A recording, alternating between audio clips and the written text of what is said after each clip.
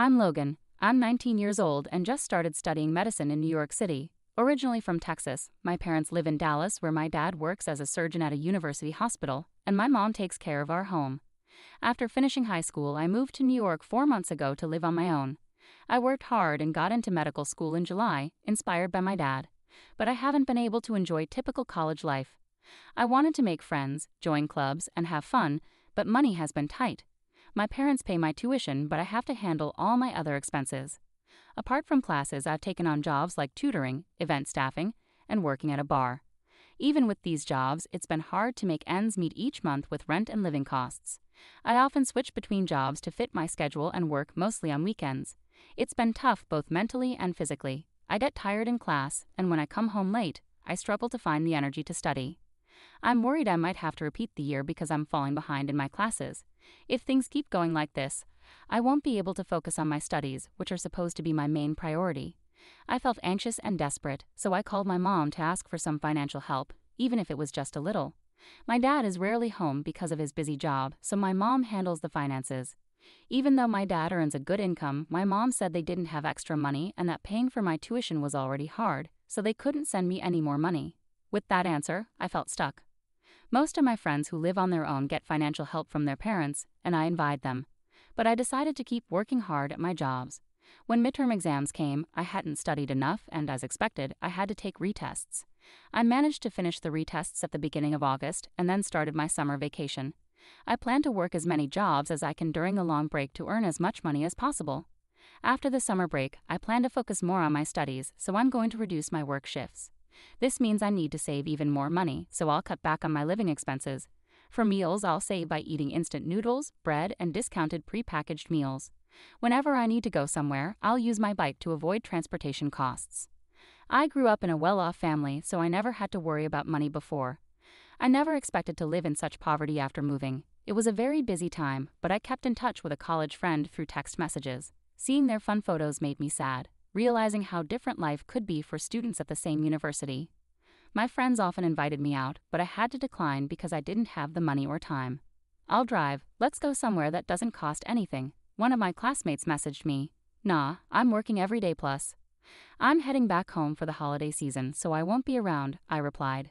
"Are you sure you're okay? You always seem tired at school, and I think you're working too much," my friend expressed concern. "I've got the physical stamina and I need to earn my living expenses. Let's meet up once school starts again," I responded. With that, I headed to the bar where I work. But shortly after, something happened. I collapsed during my shift. It was a busy Friday with lots of customers and orders, and while I was carrying drinks, I felt dizzy. I don't remember much after that, and when I woke up, I was in a hospital. The doctor told me I collapsed due to exhaustion and malnutrition. I received IV fluids and was allowed to go home the same day. I immediately called my boss at the bar to apologize. My boss told me that after I collapsed, he called my name, but I was too out of it to respond, so he called an ambulance right away. He had also contacted my parents. "You've been taking a lot of shifts, and I relied too much on that. Sorry about that. I want you to rest easy for the rest of the month," my boss said. That meant a cut in my income. Riding the subway home from the hospital, I wondered if I should take on more tutoring jobs. I felt lost. I was supposed to work at the bar the next day, but now I had the day off. I decided to stay in bed and rest. Checking my phone, I saw a message from my friend that I had missed while I was unconscious. I replied and explained why I hadn't answered earlier. After learning about my situation, my friend decided to come over. He bought groceries and made spaghetti for me. While eating the meal he had kindly prepared, we talked about the costs of living alone. When I mentioned that I wasn't receiving any financial support from home, my friend was surprised. "That's why you've been working so hard? Your dad's a doctor. You should be getting some help." I asked Mom, and she said they're barely managing with just my tuition. "Really? But you're an only child, right? Maybe if you ask again, they could send a little support." Mom said even a small amount of support was out of the question. "No way, that doesn't make sense. I hate to say this, but maybe your dad is sick and can't work," my friend suggested. I started thinking it over. My dad is a doctor and used to drive a luxury car. Our house is in an upscale neighborhood, and I went to private schools my whole life. So why would Mom suddenly say they have no money? I became worried. I immediately messaged my mom, "Are you both okay?" She replied after a while, "We're fine," but I couldn't relax. I thought maybe they were just saying that to keep me from worrying. Since I had planned to go home for the holidays, I decided I would talk to my parents about this in person. After thanking my friend, he said, "I'll be waiting for some souvenirs." I felt grateful to have such a friend. The holiday season came, and I took the cheapest flight I could find back home. I could only stay for one night and a day because of my job, but I was looking forward to it. When I arrived, my parents greeted me at the door.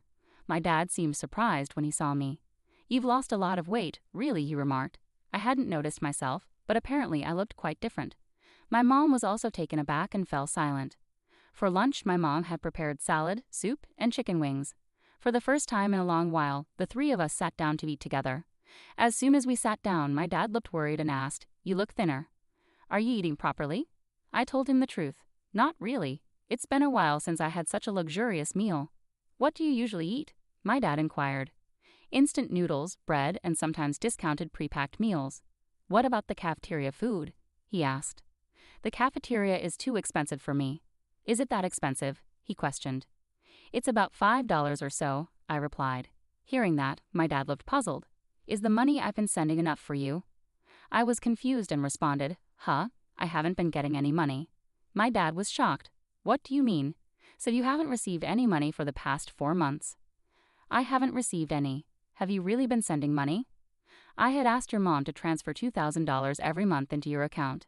"Really?" I was surprised.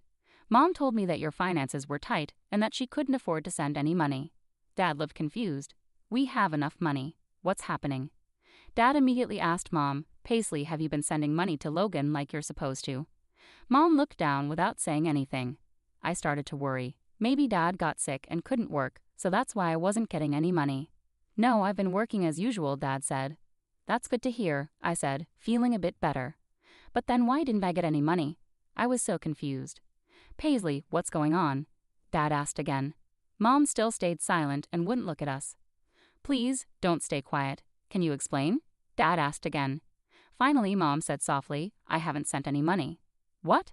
You haven't sent any money to Logan," she admitted. Both Dad and I were shocked. "What? Why not?" Dad asked, surprised. "There are just too many things we need to pay for," Mom started explaining. "Isn't our home loan already paid off?" Realizing she couldn't hide it any longer, Mom revealed, "I've been keeping the money for myself." I was shocked. I read online that medical students can earn more than regular students by tutoring, so I thought you'd manage. I asked for some money, even a little, but I didn't realize you were struggling that much, Mom continued calmly. "There was a call from Logan's work recently, saying you collapsed from overwork," Dad interjected. "And I noticed today how much weight you've lost." "What? Logan collapsed? What happened?" It seemed my dad hadn't heard about this before. I explained, "Yeah, but it wasn't serious." "Paisley, why didn't you tell me?" "I'm sorry, I was scared you'd find out I wasn't sending the money," my mom replied, and my dad was furious to hear this. "This is unbelievable. Logan had to work until he collapsed because he didn't have any money." "I didn't mean any harm," my mom said, showing no signs of guilt.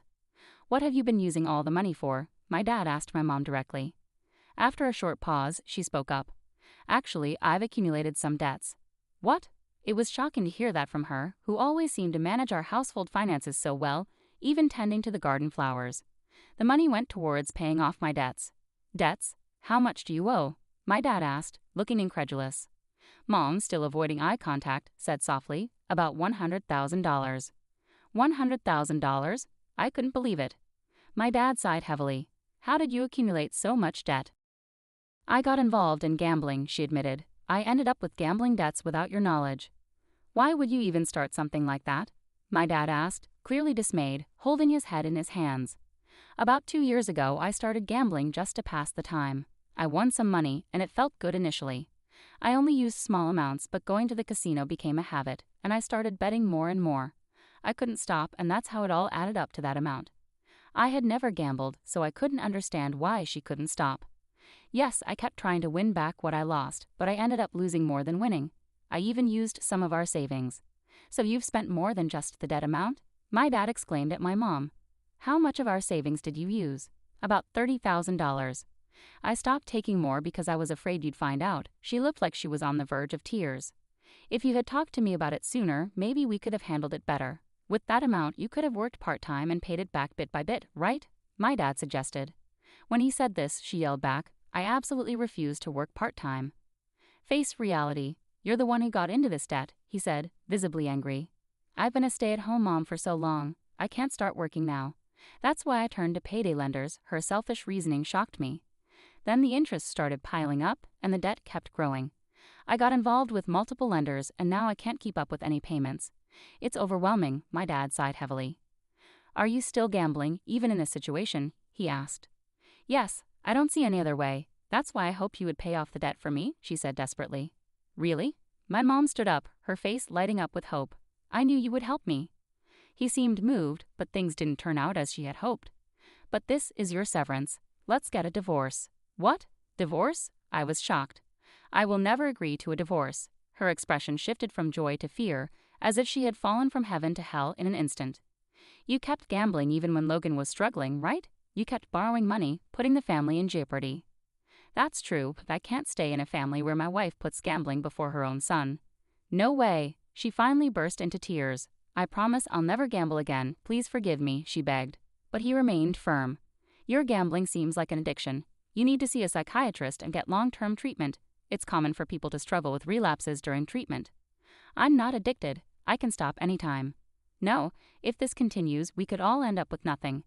I have to separate, not just for my own sake, but to stop putting more burden on Logan, my dad explained. I'll stop from tomorrow, she replied, seemingly not fully grasping the seriousness of her gambling problem. I was really worried about the amount of debt and her compulsive gambling. In return for paying off your debts, there won't be any division of assets, my dad declared. What? I can't agree to that, she protested. If you don't repay the debt, they might freeze your account, she went quiet. I never imagined coming home after a long time would lead to this situation. I felt so unsettled by my parents arguing.